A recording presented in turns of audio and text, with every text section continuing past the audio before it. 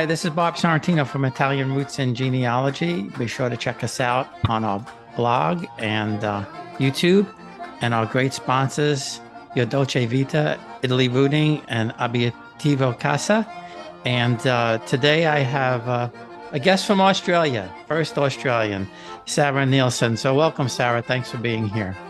Thank you so much for having me, Bob. So we have a big time difference. It's 5:30 a.m. here. And what time is it there? 9:30 p.m. Oh my goodness. It's even more, it's even more than I thought. And I don't know, I guess we must be, I don't know how many miles away, 12,000, 10,000. Oh my gosh, like a lot. I've been to the Orient, I've been to Hong Kong, and I've been to Manila, and but I've never made it to Australia. I used to work for Chase. So maybe someday we'll get there. So when and why did you start researching your family? I think I've always been interested. My grandfather, being he immigrated to Australia when he was in his early 20s. He was always really interested for us to be interested in the story. And surprisingly, whilst there's so many, people who have Italian heritage in Australia and in Victoria, where I am, it was still very rare. And it was something that was special to our family, particularly that my father's side is so Australian, and then my mother's side was so Italian. So I suppose I think I'd always had a really I looked the most Italian in the family. So I think that was always something that drew me to the interest of it. I probably had a lot to do with my great uncle and auntie as well. Out of all of the grandchildren, I probably had the most to do with them growing up. So I suppose you could say it was influence as well that I guess sparks interest. And that's funny that you mentioned that you look the most Italian, because you do look Italian. You look really Italian. Although Italians, we don't look like anybody, and we look like everybody, if you know what I mean. That's right. Yes. So you said your dad came in when or your grandfather came when he was in his 20s. So what year was that? He arrived he flew into Darwin. He actually flew here in 1948. Oh, so just after the war. So now Americans think a lot different, I'm sure, than Australians do about the immigration, because our big immigration was in the early 1900s, and then they stopped for a while. So now, was there a big influx of Italians to Australia after the war? There was, but my grandfather, he was quite early. His father had tried to get them here earlier, but as I've recently found out, first of all, the application was in 1946, and Australia were not going to allow them to come until the peace treaty was signed, with obviously with the king. So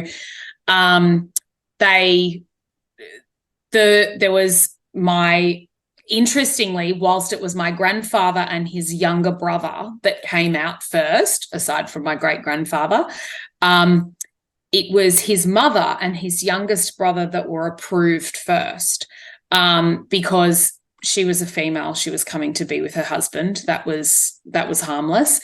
And his youngest brother was only 13 at the time of application. So again, harmless. Whereas the three brothers, there was four boys. And so the three brothers in between, they were adults, being the age they were, I suppose the Australians probably looked at them as a risk, given that they'd just so recently been at war with their country. And so they were held back.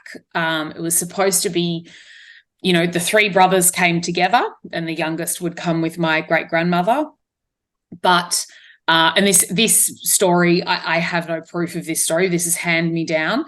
The shipping fare was booked for the three brothers, which fits to the documents I have got from Australia.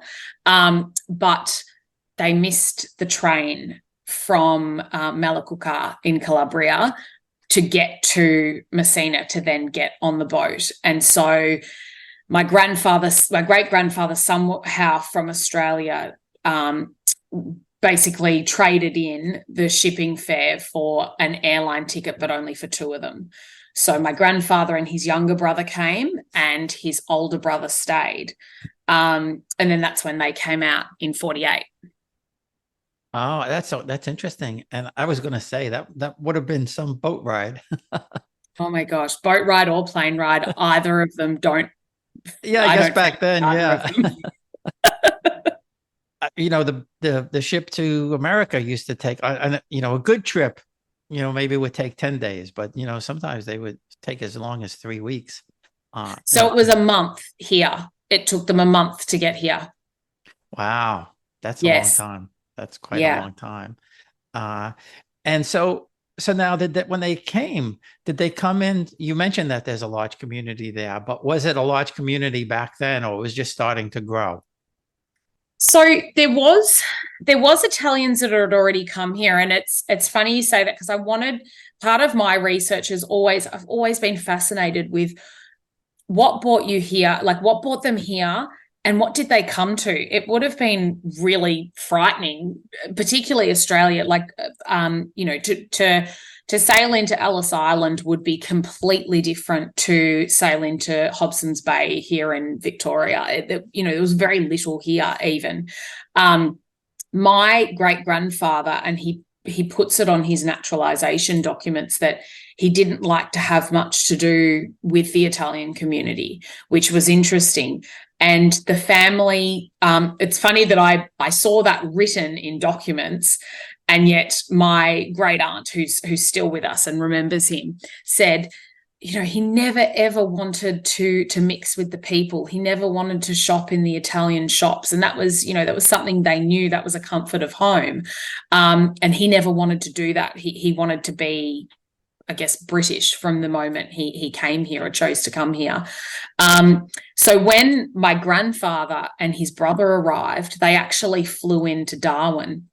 They couldn't speak a word of English, and my grandfather, his photo is in the newspaper as that all they could say. They were going to a place in Victoria called Port Campbell, which was where my great-grandfather's farm was. But, the people, wherever they were in the, airport, I suppose, couldn't understand their accents. And so they thought they were saying Port Kembla, which is not in Victoria. And so they're saying, they need to get to Port Kembla. And there's a photo of my grandfather like looking through this book, and there was a lady that traveled with them that they stayed in contact with. She was from home as well, but they finally got there in the end. But even then, like, to fly in, even I know now where we are, we're at the very southern tip of the country, other than Tasmania. They flew into the very top. I can only imagine back then it was still, a whole other journey again to get from where they were to where they needed to be. Yeah, and it was probably a journey to get from Calabria to any place too, because I know when I was there just last year, in the car, it was quite a journey going up some of these mountains and places like that. So now, why did they choose Australia and not England or America or South America? It's interesting because my great-grandfather's brother went to Argentina. He went to Buenos Aires. So I always wondered why here, and there was a few families from the town that had come to Australia who were already here. And I'd done a bit of research on how close, finding things like how close were they to our family? Where were they? What were their families doing? That might have been an influence. So all I can suggest, there was a family that were quite close to them that is now, amazingly, it's sort of in my childhood been a household name, and to then date it back to our immigration here. I believe it is that sort of people from the town had said, no, we can get more for what we're looking for. They all seem to settle here and go to property. So We don't really have anyone in the family that sort of settled and just sort of were city dwellers. There wasn't a lot of that. My grandmother's family, when they came out, in the mid to late 50s, that was different. They lived in the city and stayed there. But when my great grandfather, the first time he came out was 1926. It was for farming. That was their whole aim.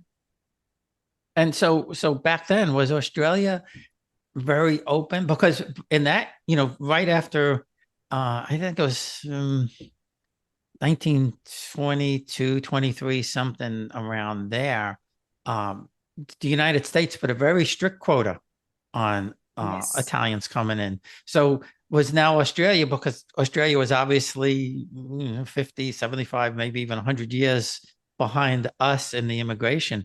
Was it open back then more for Italians, especially farmers, to come in? We'll be right back. Experience Italy like never before, traveling with a scheduled group or create your own bespoke tour with friends with philitaly.com.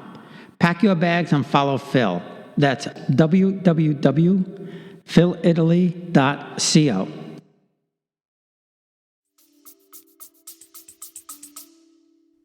It was, I guess, the government were open to it because we were so, the country was so infant still. And some people were quite welcoming. Even where he went, it was a very, very small community. It's still a small community today. So it's interesting that he ended up there. I've got a letter written to he's a politician of some sort, and it was during the war, and it was a neighbour that had written it, sort of dobbing him in, saying, there's this Italian who's got this land. This should be a soldier that has this land. An Australian should have it. And he, he's there by himself, and he doesn't even give anyone a job. And it was really laying into him, really. And it's interesting that I've got in touch with someone who's down there who remembers this man, and he said, his family will be mortified that he wrote this letter. And I said, but that was how I understand it. I understand why he wrote that. They thought they were taking their jobs and taking their land. Whereas then written in his naturalization, a local policeman had given, sort of a reference for him. And he said, look, not all the farmers like him in the area. And he said, and from what I can tell, it's because he runs his farm far better than they do. He works harder than they do. And that's not a point to gloat on. It's a point of fact. They came here for a purpose. They came here to work really hard. And everything they worked hard for, they wanted to make the most of. So I think whilst the country was open to him being here, he got a really great plot of land. He put in a lease for it. He basically had to promise what he was going to do to the land. On that initial application of Crown land, he had to clear it. He had to fence it. I think they gave him an allowance for a wire fencing. He had to build his own hut. And on his application, this was in the mid-30s, so 1934, he filled this out. So he'd just come back from a trip in Italy where his fourth son had been born. He came back and he completely falsified the application. He said he was single. He lied about his age. He said he had no children. And it was interesting because when I found this document, particularly for like my mother, that was a really difficult thing to read, to sort of say, why did he lie? Why did he deny that was he running away from them? And I spoke to a wonderful lady who runs the Italian Museum here in Melbourne, and she said they did what they had to survive. You have to remember they'd come all this way. That's what they were going to do. They were going to do whatever it took. They didn't care what they were filling out. And I suppose I understand that, it was just a piece of paper. He didn't care. He just wanted that land. And his neighbour, so he was Lebanese, his neighbour, and his grandson I've spoken to, And he said, we always wanted to know how he got that land. We always wanted to know how he won that. And I said, well, he lied. That's how he got it. I said, your grandfather was honest, mine wasn't. And so for the Americans listening, what exactly is Crown land? Because so Crown land, well, it's land that was owned by the British. I mean, they founded the country, so they considered themselves the owners of it. And so what they would do is they would sell off plots, and what are you going to do with it? Hey, and it's amazing. They had to write these scripts on why they would be great for it and what experience do they have. I suppose it was like a job interview. And, he said, my mother ran a vineyard in Italy and I ran that. And and it's funny. It's like, yes, your mother inherited, along with 5 or 6 other families, like most Italians, a small vineyard that probably supplied your own wine and maybe to sell a tiny bit within the village and maybe some olive trees on it as well. I wouldn't say that was a 450-acre dairy farm, like you were signing on to. But it was, even his neighbour, the Lebanese neighbour, he said, my grandfather had written on there that I'm an expert dairy farmer. He said he might have milked a goat as a child, perhaps. And he said that was the closest he came. But that was what they had to prove to the Crown. So, government representatives that, that they should be. So they were leased the land for an amount of time and they just kept paying it until it was usually after about 10 years, sometimes more. They had to prove, I think it was 6 years he had to prove what he'd done. So they had 6 years to really get it happening. And then by 6 years, they would be told, okay, yes, you can continue. And I think it wasn't until the mid-50s that he actually, then they signed it over and said, yep, you now own this. It's now yours. So it was a good 20 years of just paying the government for this farm. Yeah, that's really interesting. I mean, we had programs like that here in, I don't know, the 1820s, 1830s, I guess it was, similar. They were trying to go west and build out, and you could Yes. get, you lease land and then eventually own it, or in some cases, I think they may have even given it away just to get people out there. But then, yes, you had to deal with the Indians and everything. So absolutely, yes, it wasn't a simple life. Yeah. So now, have you what interesting things have you found out about the family? Back in Italy, if anything. So one of the most interesting things I found out particularly about him, I've always been fascinated with my great-grandfather because we share a birthday. So for me growing up, that was a really big deal. It was always said to me, oh my gosh, you share the birthday with your great-grandfather. You're so lucky. It's, one of the things I found out about him was that I was lucky enough to inherit a lot of documents from my great uncle when he passed away. So in those documents were things that it is unimaginable that they bought these handwritten documents all the way from Italy to Australia, stored them. I mean, they're in pretty good condition for what they are and what they've travelled. Some of them are, sort of deeds to land, agreements or arrangements over land. A lot of it has had to take a lot of translation, which is difficult being Calabrian and from Malakuka. A lot of it's written in dialect. So when you do try and translate it, it's all over the place. So you've sort of got to start to put together what you're reading, and I guess it teaches you to recognize different words and what they partner with. So we found out that obviously my great-grandfather had to do national service when he was 18, like most men in Italy. And I've got a photo that his brother had put together. So when his brother Pasquale moved to Buenos Aires, he took a photo of himself and a photo of my great-grandfather, and he merged them together. And it says, the two brothers, Pasquale in Buenos Aires, and Antonio. Now, Antonio at this stage was still in Italy. So that's obviously where he's sent it to. And Antonio's in a military uniform. And I always just looked at this photo and thought, oh, it's just, he's in his national service. But then the more I looked into the dates, and I thought, no, he's 24 in this photo. He's actually married. And then I've got another certificate that is the insurance for someone, for a soldier. So I went to a woman who she's fluent Italian. She can sort of decipher all this stuff. She's quite an expert. And she said, oh, no. She said, yeah, your great-grandfather was obviously in the military. That's his insurance. And I said, well, this is a photo of him. Where can I find any more information? What does the uniform look like? And she said, oh, that's definitely a black shirt. And that, for our family, that was something. I still remember my mother's message to me. No. She just said no. And I said, no, very yes. And she said, no.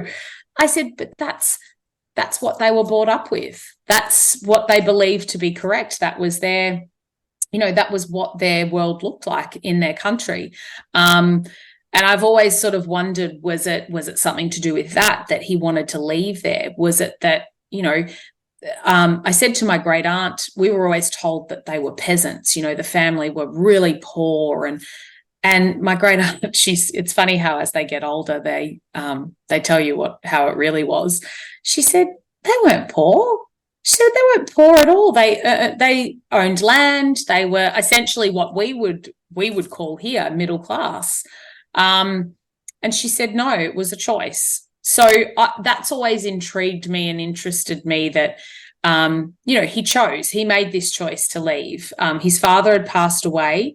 I believe his mother had died somewhere around the early 20s. So perhaps he had no one other than his wife.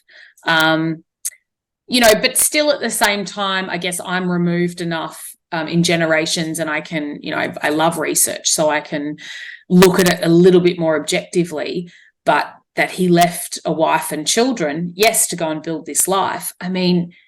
Before his children came out, he was here 21 or 22 years, which is a really long time, to be, you've missed everything with the upbringing of your children. You missed everything. So these boys arrived in Australia and he had no idea how to be a father, and they really had no idea how to be sons.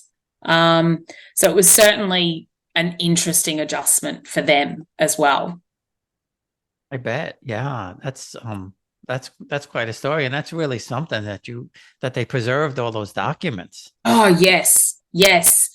There's quite even down to things like, I've got it comes up as translation like a tax but I assume it's like paying your rates. So he was still paying for this land all these years between him and his sister.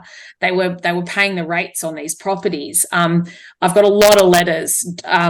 Deciphering them is really challenging. So it's trying to read the handwriting and then trying to translate the handwriting, and going through. He was constantly asking people and getting people in Malakukar to try and check up on what I can only assume is the vineyard and the grove and the property. And he's writing to these people, and it's, can you check on this? And they're writing, it's the letters back saying, we've tried to look for what you're asking for, and we can't search anymore. And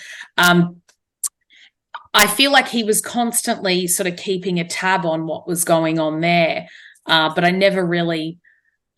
haven't at this stage got to the sort of the crux of why.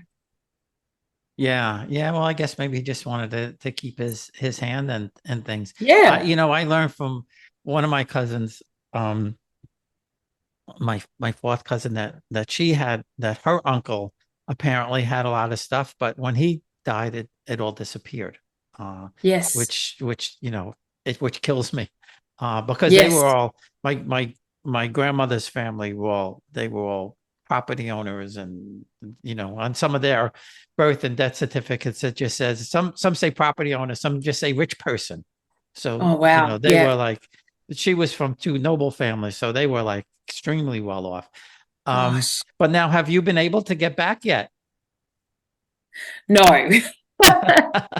Yeah, I was afraid of that. Well, you got plenty of time to go back. Well, my mum and my dad have been, and my sister has been, which is amazing. And my aunt was there recently, which she said, the family home, it was just fascinating the way and they did. They honestly just packed it up, locked it up, and left. Wow. And my uncle, my great uncle, he went back in 1968 and he bought some things back with him. But even then, that was more because my great grandmother was the one who was left there.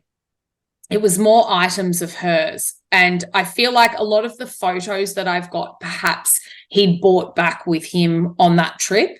These are some incredibly old photos. And it's fun going through. There's so many, and to go through them and make contact with people and say, do you recognize it? Does anyone recognize this person? Does anyone know who this might be? Some of them I'm lucky enough they've written a name or a last name on the back. But yeah, to try and retrace where they were. My grandfather never wanted to go back. He had no interest whatsoever. Once he came to Australia, he used to have a saying to us kids, obviously, who were born here, and he used to say, I'm more Australian than any of you.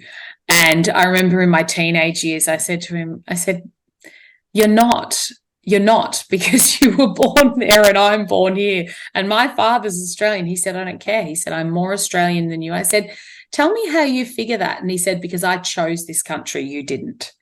And it makes sense. The first thing, they couldn't wait to buy Holdens when they got out here, which I don't know how many Americans know. That's a very quintessential Australian thing. And yet my great-grandfather, one of his pride and joys, I think it was about a year before he died, who knows how long it was on the wait list, but he imported a Chevy Impala to Australia. And this guy who's still alive, and he said to me, he said, I was about 14 when your great-grandfather bought that thing back. And he said, farming roads were very quiet, and he said we could hear this rumble of this engine. He said my brother and I, and we were like, what is that noise? And he said all of a sudden, he said this thing is slowing down and getting louder near the top of our driveway. And we've looked down our driveway, and this massive V8's just coming down our driveway. And he said, and there was your great-grandfather with the biggest grin on his face behind the steering wheel. And that was but he'd done and I don't know if it's the same for you, the businesses there, the farmers all had their name on the door of their trucks. And he'd put the name on the door of his Chevy Impala. So he'd sort of just still gone with the farmer's rule. But yeah, it was that was something that I found so interesting still, that he spoilt himself a little bit with something, well, a lot actually, but with something, that he just loved. It's what he wanted. That's so funny. And, when you go back to some of these small towns, you mentioned that they just left everything there. When we were in Fasado and Montebello, there were whole streets of, flats or, apartments, whatever, where people just slept. I mean, there's still furniture in there. There's still everything in there. And they told me that they were owned by people maybe in Germany or France or even America or other places. And it's amazing just to see that. It's amazing and sad in a way. And we were able to go into my third great grandparents' palazzo in Fasado, and it was really bittersweet because the current owner, he owns the property, and he's built a regular house, and there's some other houses around it, but he let us in, so you could still see what it once was. Yes. But he has no desire to fix it, and the town wanted to buy it and refurbish it, and he doesn't want to sell it. So it's kind of sad, when you see that. Oh, absolutely. And that's one thing. everyone who's been to Melaleuca has said, we're so upset that we can't just go inside the house and see what's there. And I mean, I know, I do believe that my great uncle would have taken anything that was of value in terms of that he knew would mean something to us one day. But even the smallest things can be valuable. It's I know that one of the brothers went back in the 70s trying to look. I think all four brothers grieved the loss of their mother and father differently. I think they grieved it probably separately as well. And so they were all still trying to sort of find themselves. He went back and people tried to help him. I don't really know what he was looking for. Probably just some sort of comfort in it all. But interestingly, everyone who's been, even my sister who is so not ever been really super moved by this sort of stuff, she said just being there, it's amazing how you feel like you're somewhere of comfort and like you're meant to be there. It's a very interesting feeling. Yeah, no, there's no question about that. And I've said this before. I know people who go to Italy and they, I ask them, are you going to go back to the hometown? And they say, no, I don't know anybody. I don't, there's nobody there. There's nobody left.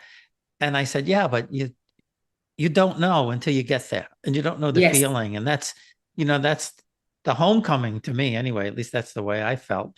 And there's so many amazing stories where people are just walking down the street and they'll say, you look like somebody. Or you'll remember a photograph and you find out that this person's a relative, Yes. Yes. So it's really, really something. So I have to ask you now about your dad's family. When did they get to Australia?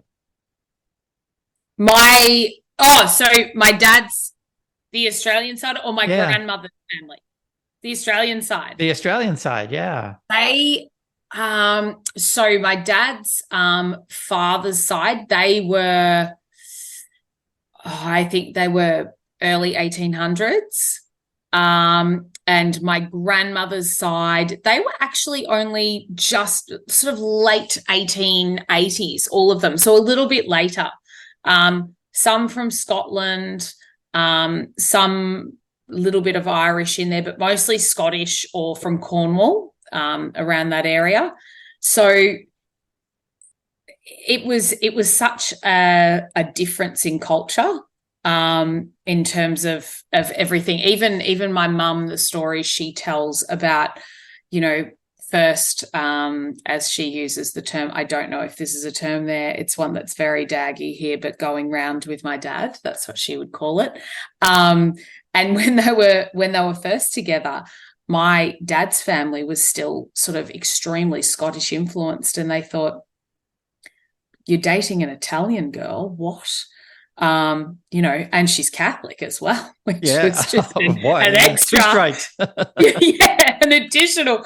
And my mum said she still remembers my dad's grandfather ringing every night, and he'd ring and he'd say, what are you feeding him tonight, dear? And she'd say, I'm making pasta tonight. And she said, he just got me every time I was saying pasta. She said, I didn't cook pasta every night, but it was just, and he'd say, what are you cooking him pasta for? You need to give him a steak. That's what he needs. And she said, they must have just thought that's all we ate, just pasta. But it was interesting, the crossing cultures, and even just, I still remember as a child them learning about that culture. I mean, our family has all embraced it a lot. My generation, my mum's generation. My uncle married another sort of Italian, second generation Italian. So that was interesting again. They were from a different part of Italy. But all three girls, so my mum and her two sisters, all married Australian men. In my mom's family, everybody married an Italian except for my mom's youngest brother, and she was actually Scottish, believe it or not. And my father's family, his older brother married a woman who was actually I don't know what her nationality was, but she was Protestant. So I'm sure when he got married in the 1920s, that must have been a huge deal for my grandparents Yes. to deal with. Um, but yeah, that's so interesting. So now the was it your dad's father's family that came in the early 1800s? Do you know why they came? Um, I'm not sure. We've got a family book, but interestingly, they came from a part of Scotland that I don't imagine I don't believe they were poor. I think they were okay. Um, it was something people were doing. It was this promise of a better life out here. Again, they were all landowners. They came out here and got significantly large pieces of land. Their children ended up sort of living in a city and that sort of thing. But their heritage was interesting from Scotland. There was no sort of evident prompt that you could say brought them out here, but a lot of them came at once. And doing their family history is fascinating because there's so many of them, and then throw into a mix that some of them changed the last name slightly. So then you've got this whole other arm of the family that you sort of didn't even know was there. But yes, there was no major prompt. Some of the English more so it was probably poverty. And that's what I've noticed. That's what I've noticed from them. And when they did come out here, they worked really hard. They did well for themselves. But mainly the Scottish, it's quite interesting that they, whether there was sort of almost, I know they were all part of clans and following that on. We all watch Outlander and think it's amazing and think, is it really a thing? But I guess it does tell a historical tale where were some of those things an influence into their decision to come here when the opportunity arose. Yeah, and that's a great show. We really enjoyed that show. We lived in England for 2 years in the 90s, so we got to go. We went to Aberdeen. They had these like corporate games or something like that. But we had just taken a drive through the countryside, and it was really amazing because every few miles you'd see this like little miniature type of castle thing. Like it was Yes. basically just three rooms, but three rooms on top of each other. But you could see it was like sort of like a fortress. But as we were driving along, I looked out to the left, and I saw what looked like this like Cinderella type castle. And I Yeah. said to my wife, I said, we have to see what that is on the way back. Um, so on the way back, we saw the sign, and it was Balmoral. Oh, And wow. we, that was actually open. They had the Queen wasn't there, so you were allowed to go into like two rooms or something like that. If she's there, you Yes. can't go in. But it was really amazing because it was this long road with just these giant pine trees, and you could smell the Wow. pine trees. And then when you got there, you could actually walk down to, and I'm sure everybody's seen the photo of either the Queen or the Prince by that stream, you know. And so you could actually stand by that stream where they Oh, stand. wow. It was, it was really, really an amazing place to see because it really, truly looks like Cinderella's castle. Yes. It was really special. And I have a photo. I'll have to put it up there when I talk about it. Oh, wow. Uh, It's that side of it, it intrigues me why they came here, things that drew them here. Because one of them, so on my grandmother's side, it turns out after much research, they were actually an adopted relation, but they were an influential part regardless, because they who brought up my great grandmother. And her grandfather came out here because he was a evangelist. He had fallen on hard times living in England. He lost his wife, and he ended up, he listened to Charles Spurgeon, and actually became quite heavily involved with that revival movement. And they said, look, we're, people he lost his voice due to the trauma. There's an article written about it, and he lost his voice due to the trauma. And they said, do you know what? We're sending people to this place called Australia, and we think you should go there.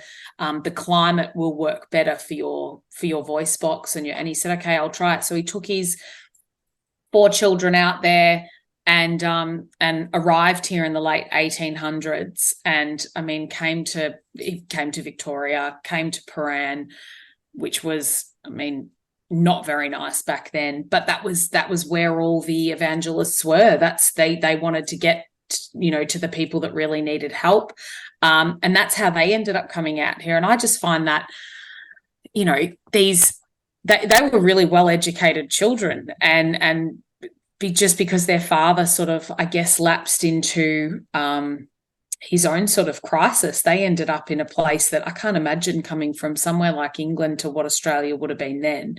It would have been just such a stark contrast to what they knew.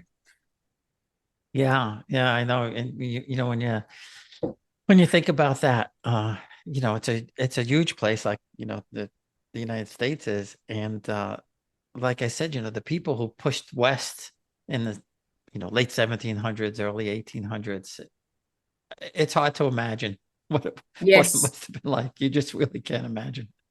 No, absolutely. And it's fate. We're where we are because of fate when you think about it, right? That's right. And it's interesting. Recently I connected with someone through Ancestry, through my DNA. There was a few matches, and I must say it's really difficult when you've done your DNA and you've got one side that is Italian. It is because our records are not what everyone else's are. I mean, I'm so fortunate. I've got a lot of documents that have probably helped me along the way. I've got a lot of stories. My grandfather liked to tell stories. I've got photos. It's so much more than a lot of people have. But I connected with a woman who is also in America, and I said to her, this name features in your trees. I'm just wondering what the connection is. And this was through my grandfather's mother's side of the family, and she knew very little. We just had the same great grandfather name. The mother's name was similar enough that we could see it was the same person, but just lost in translation. Her name's Margarita, but someone had written Margareta. Neither here nor there. But we pieced it together, and her great grandfather is the older brother of my great grandmother, and she didn't even know that she existed. And she said we had no idea that she'd gone to Australia. And I said, well, your great grandfather was so much older, and he went to America, so much earlier. She was still a girl, and off he went. And it's funny then, all these little names. And she said, well, what about this person? He went back to see this person. And I said, yes, that's, and I guess we pieced it all together. There's still a few little mysteries we need to sort out, but it's amazing to connect with people that you would never have even known were part of your family at all. And I consider it. I deal with people that are, 10 times removed, and I still consider them a cousin. She's so closely related. She is so closely related. And it's and that side of it I just find so fascinating. I've still got sort of things here that I said, this is your great uncle that wrote this letter as well. So it's to be enjoyed by you as much as it is by us. Which I that side of it I just find so fascinating. Just one, I could never imagine. My sister and I we're not overly close, but we live 10 minutes apart. We will at least speak once a week. And she's looking at moving at the moment half an hour from me. And that's been such a big discussion point. She's going to live half an hour away from me. I think they lived literally on opposite sides of the world. And in a time where you couldn't just write them an email, you could barely even write them a letter guaranteeing it would get there. Yeah, absolutely. And it bugs me. The Italians, the Italians in Italy don't do DNA. Very, very few. So it's very hard to piece that together. But I knew who my grandmother's father's family was, and I had a couple of documents. Going back, I was lucky enough to be able to find my great grandfather and his father, and but my cousin over there, she because the family was originally from Spain, she thought she was going to find people either in Spain or in South America. She never had any idea that there was anybody in America. And in fact, only my grandmother and her aunt came to America. So she was quite surprised. And when we found each other, I mean, she just had so much information, and she's in Italy, obviously. So it's a lot easier to find out. But she's the one who was able to find all of these homes, of which at last count, I think there were 6 or 7 that my third great grandfather or grandparents had because of their stature. But I tell people too the same thing. You go out on Facebook, go to the town, see if there's something in the town, or go to the community, or just go to my blog, because a lot of people are finding each other there. But I never thought it was going to get to where it is. There's like there's over 11,000 people in that group now. But people are finding each other there. Yes. So that's just so, that makes me feel good. That was the whole reason in doing this in the first place, to help people find each other. It's such a lovely, and it's when I got all of these photos, and we're part of a group that it's a group on Facebook in Malakukar, and I started sharing all these photos. One night I just said, I'll just put these up and just see if anyone knows. And I guess the joy that it brought to some of these older people looking that knew all these faces. And interestingly enough, in my great-grandfather's things, he has a little book it's written in Italian. It's a tiny little book. I imagine it's something he bought out here. It's about, my auntie has said to me, she said, it's written about the king, like it's the Italian king is in there. And I said, okay, so it's maybe a book that he bought out at that time, or where they gifted it. But in the front and in the back, it's printed, it's someone else's name. And I said, well, did he steal this book from someone? Because it's not his. And she said, oh no, we know that family. I don't know. Maybe they lent it to him. And this last name is, there's a little boy that my son goes to school with who's got this last name. And his mum, it's his father that's Italian, but his mum, she's Scottish, born in New Zealand, now in Australia, but her family is Scottish. And she loves family history. And I said to her, how funny is this that I've got this book that was my great-grandfather's, and it's got Lupino written in it. And she said, that is amazing. Let's find out who it is, And so I asked my great aunt, and she said, oh yeah, we knew the Lupinos. There's a lot of them around. There's a lot. And we've managed, we did so much work on this, and we found that at one stage, my great-grandfather stayed with a family member that is Lupino, that we believe is that the book belonged to. We think it was lent to him then. But we found out that this little boy's grandfather, who's still alive, lives in the next suburb to me. He was friends with my grandparents when they came to Australia, and they all knew each other. Because I said to her, where in Italy is your husband's family from? She said, oh, it's a very little town. You probably don't know. It's in Calabria. It's a tiny town. And I said, oh, no, so is my family. She said, oh, it's called Malakukar. And I said, you are got to be joking.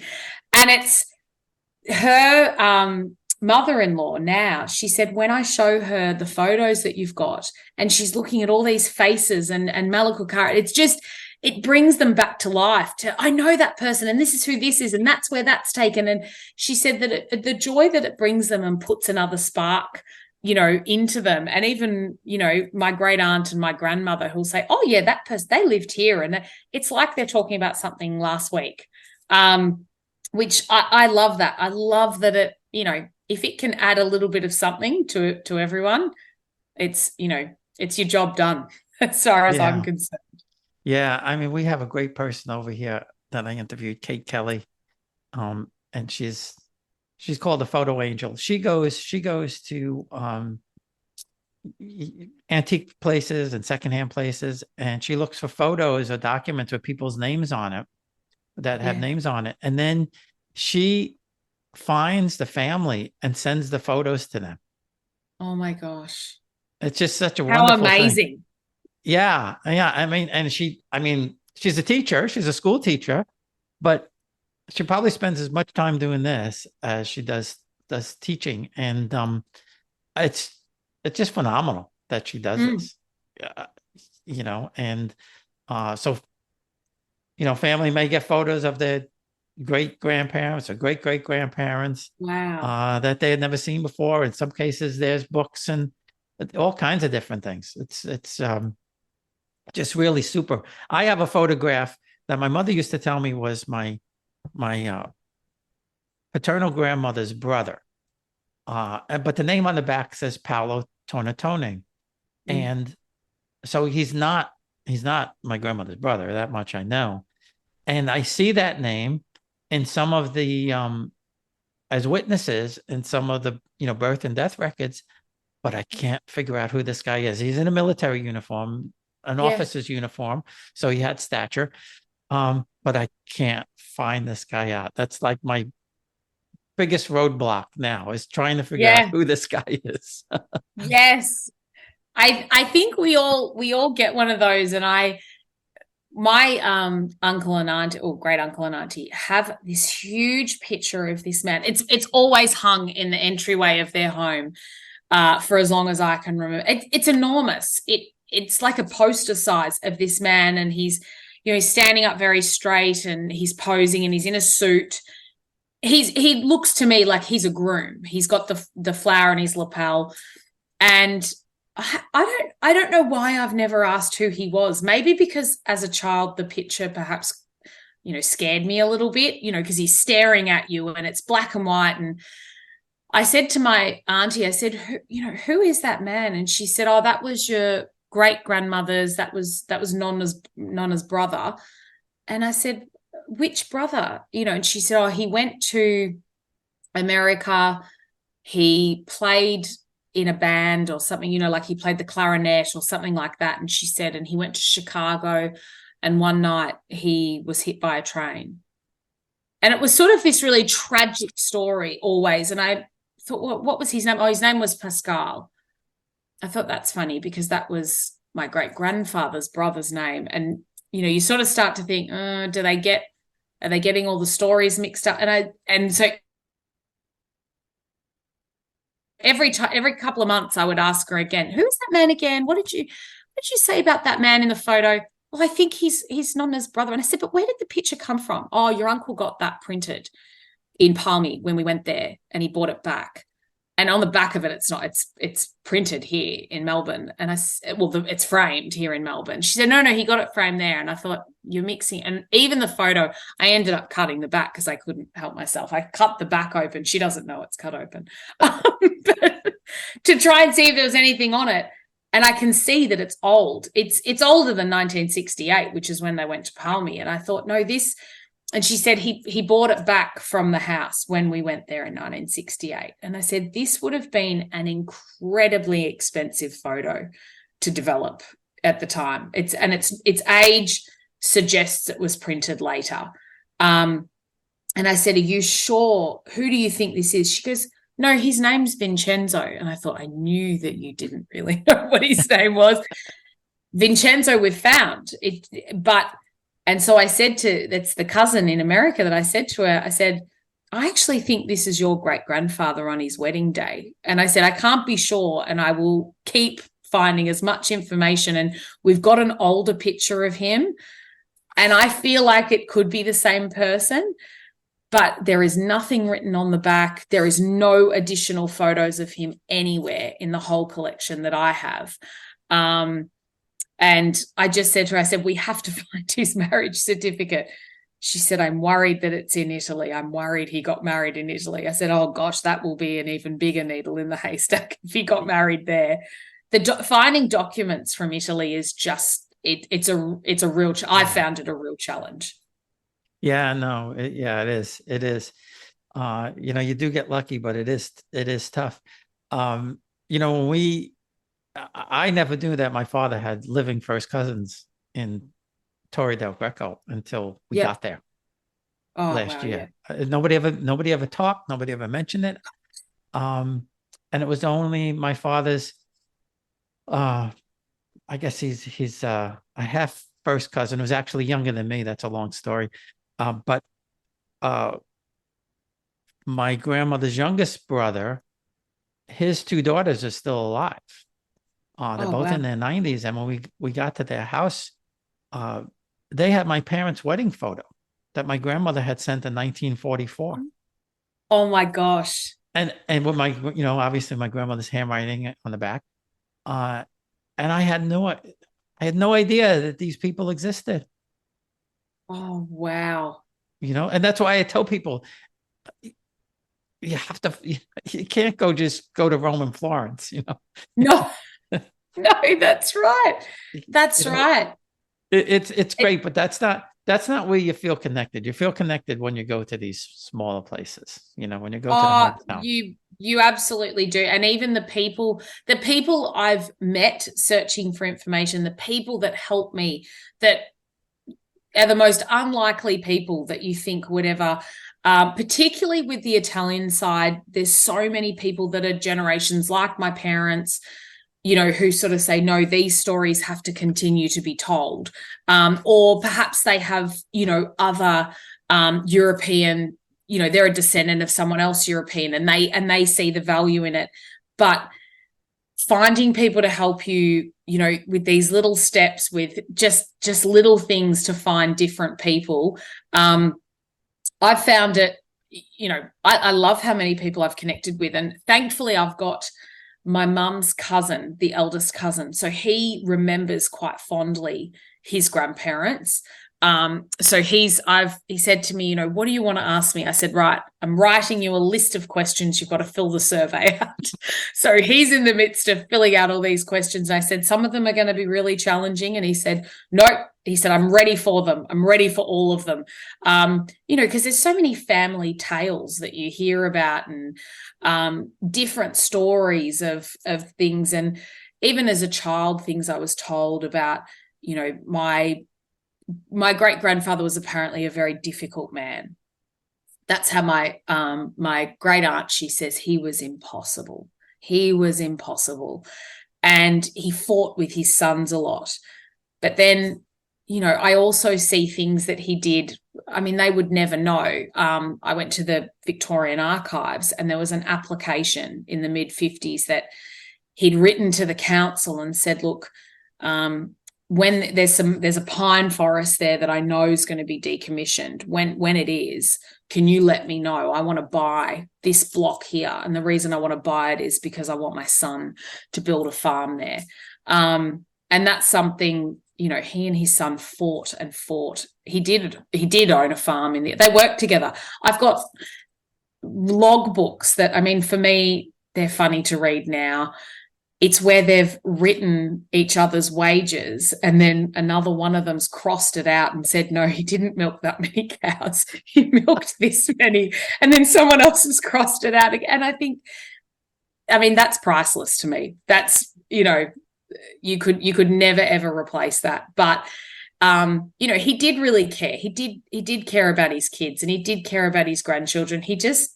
He'd lived on a farm on his own for so long. He had absolutely no comprehension of how to show it. It wasn't even wanderlust he was looking for. He had a goal in mind, and he achieved it. And, that I'm immensely proud of. Yeah, well, that's probably the most important thing, is to be able to do that. And, they were, things were different back then too. But, well, this has been absolutely fascinating. I'm so thrilled to have somebody Australian, I'll say it again, of Italian descent, because I've been on the search for so long. So, because it's, it's a whole different perspective. And, the fact that you found an American cousin is even better. Yes. No, absolutely. No, thank you so much. It's been an absolute pleasure.